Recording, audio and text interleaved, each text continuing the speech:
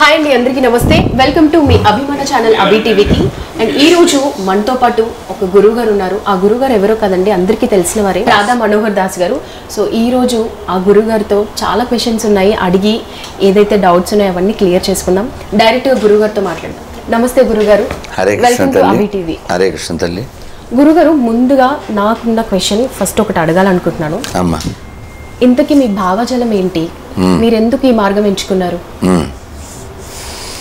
మన భావజాలం మన పూర్వీకుల భావజాలమే నా భావజాలం. మన పూర్వీకులు అందరూ లోకా సమస్త సుఖినో భవంతు అనేటువంటి నినాదంతో ఆ విధానంతో గడిపారు, జీవించారు. అయితే కేవలం మనం మాత్రమే ఆ నినాదం ఇస్తున్నాం.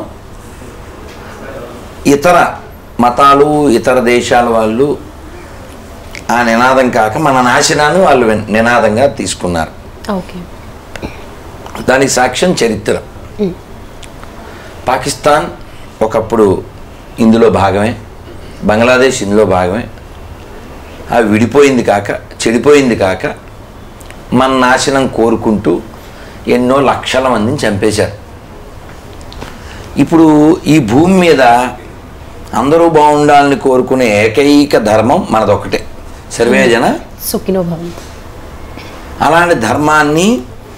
అలాంటి ధర్మం ఆధారంగా ఉన్న దేశాన్ని నాశనం చేయడానికి 24 గంటలు పనిచేసేటువంటి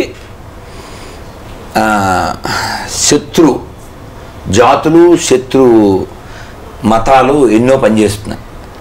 కాబట్టి మనల్ని మనం ఉద్ధరించుకోవాలి, మనం రక్షించుకోవాలి. అదే నా భావజాలం.